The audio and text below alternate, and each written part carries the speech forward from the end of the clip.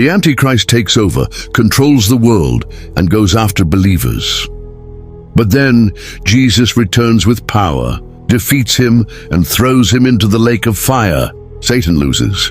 Jesus reigns. The question is, are you ready for his return? Time's running out. You've probably heard about the Antichrist, the big deceiver, the one the Bible warns about. But the real question is, what comes next? What's the world gonna look like? What should people expect? Let's break it down real simple. So first things first. When the Antichrist steps onto the scene, he's not gonna look like some monster. Now, he's gonna seem like the perfect leader. Charismatic, smart, making peace deals, solving problems. People will love him. But here's the catch. He's not really about peace. He's about control. Revelation 13 verse 7 tells us he'll have power over all kindreds, tongues and nations. That means worldwide influence. He's not just some local politician. He's running the whole show. And anyone who doesn't go along with him, yeah, they got problems coming. Now for believers, this is where things get real. 2 Thessalonians 2 verse 8 says, Jesus will destroy him in the end. But before that, the Antichrist is gonna have his moment. And in that time, he's going to go after God's people. Revelation says he'll make war with the saints.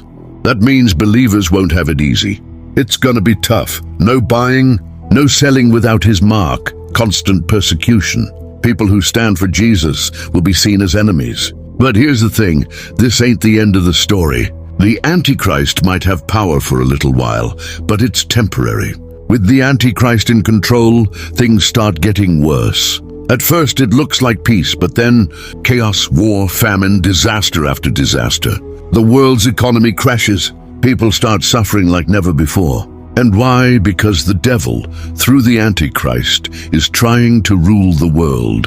But no human government, no kingdom built on lies can last forever. God's judgment is coming.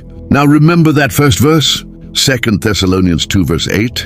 It says, the Lord will destroy him with the brightness of his coming. That's the big moment. Jesus is coming back. The Antichrist's rule won't last. See, everything the Antichrist does is just a setup for the real king to arrive. When Jesus comes, it's not going to be some secret event.